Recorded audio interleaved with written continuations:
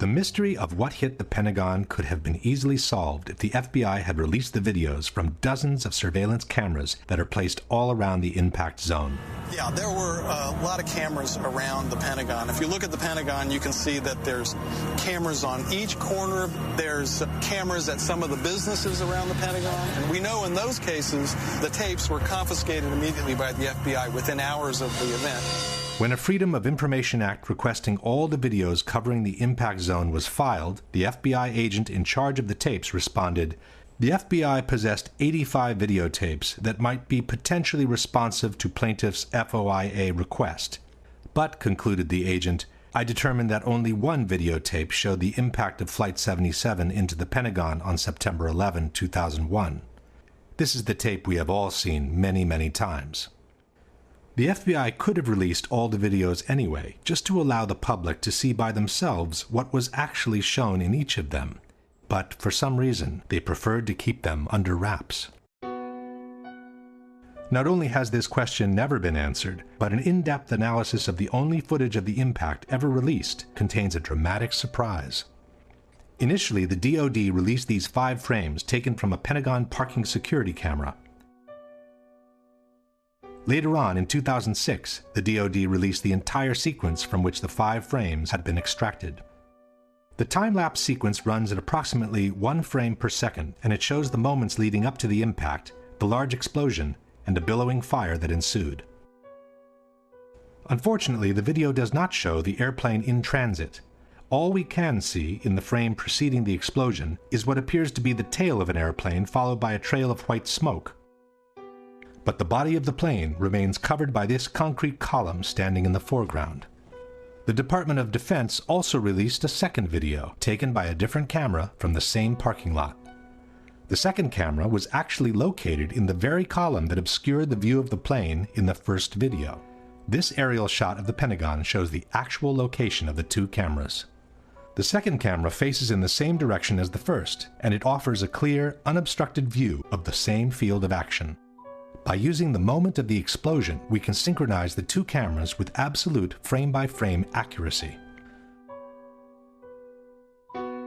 By synchronizing the 2 cameras, we notice that the second video begins earlier than the first, while the first lasts longer than the second. This leaves us with a middle comment section of about 100 frames, which are perfectly synchronized with each other. From the moment the police car moves on, the action proceeds in an identical manner both in the frames preceding the explosion and in those following the explosion. Especially in the second part of the videos, after the explosion, we can verify how each couple of frames depicts exactly the same action by looking at the shape of the billowing smoke. This confirms that the 2 cameras were operating in perfect synchronization. This is only to be expected. After all, the 2 cameras were controlled by a centralized recording system called multiplexer, or TLR. There is, however, one pair of frames from the 2 videos that shows a completely different action from one another. They happen to be the 2 frames in which the plane travels across the lawn. It's frame 23 in the relative count. As the first video showed the tail and the trail of smoke, we would expect the second camera placed in this concrete column to show the entire body of the plane in the same position. It does not. In the corresponding frame, camera 2 shows only the tip of the plane entering frame from the right-hand corner. But how can the nose of the plane be behind the tail at the same moment in time? The synchronization system allows for a maximum fluctuation between the 2 cameras, or margin of error, of 1/30th of a second.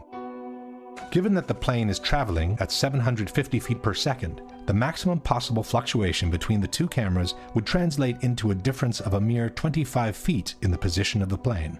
A 757 is 155 feet long. Even calculating the perspective due to the diagonal path, this is far from sufficient to explain the large discrepancy between the 2 images. Furthermore, after this moment, the 2 videos resume their perfect synchronization, which is maintained all the way to the end.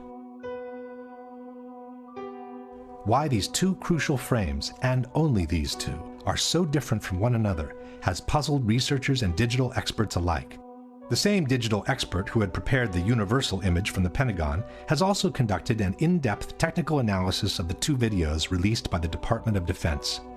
After confirming that the two cameras were synchronized by the same multiplexer system, this expert has compiled a table comparing the contents of each pair of frames.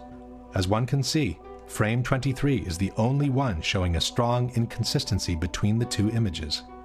The expert has then proceeded to analyze the two frames with the most sophisticated digital tools and has obtained some astonishing results.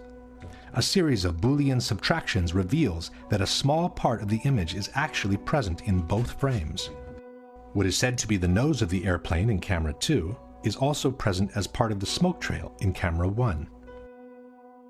It seems in fact as if someone has retouched this area of the frame by means of cut and paste in order to cover the plane, while he has kept the end of the smoke trail to make it look like the nose of the plane entering frame. Question: given that the maximum fluctuation between the two cameras would translate in a difference of 25 feet in the position of the plane, can you provide a valid explanation for the large discrepancy between the two corresponding frames? Absent a valid explanation for this discrepancy, we must conclude that at least one of the two frames is the result of intentional manipulation or photoshopping. I've filmed before down at the Pentagon before 9/11. There's got to be at least 100 video cameras ringing that building, in the trees, everywhere.